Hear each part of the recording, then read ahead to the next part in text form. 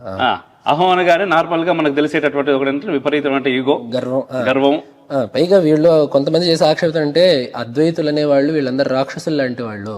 ఎందుకంటే హిరణ్యకశిపుడు ఏమనుకున్నాడు, నేనే దేవుడిని అయిపోవాలి, నేనే భగవంతుడిని అయిపోవాలి అని చెప్పి అన్నాడు. అద్వైతులు ఏమంటున్నారు, అహం బ్రహ్మాస్మి అంటున్నారు. వాళ్ళకి తేడా ఏముంది అని చెప్పంటే చాలా తేడా ఉంది.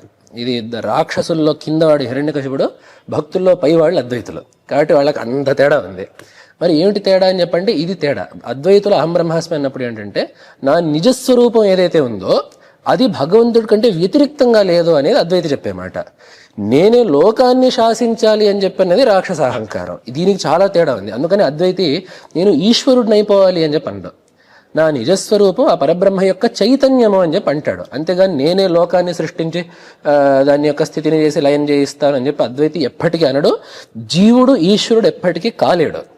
మరి జీవుడు ఈశ్వరుడు ఒకటే ఎలాగయ్యారంటే, ఎలాగైతే ఈ అద్దంలో ప్రతిబింబం సూర్యుడు ఎలాగైతే నిజానికి ఒకళ్ళేనో, ఈ సూర్యుడు వేరు, ఈ ప్రతిబింబం వేరు కాదు, ఈ ప్రతిబింబమే సూర్యుడు. కాబట్టి ఎలాగైతే ఈ రెండు వేరు కాదో అలాగే జీవుడు ఈశ్వరుడు వేరు కాదు అని చెప్పి అనేది అద్వైతం యొక్క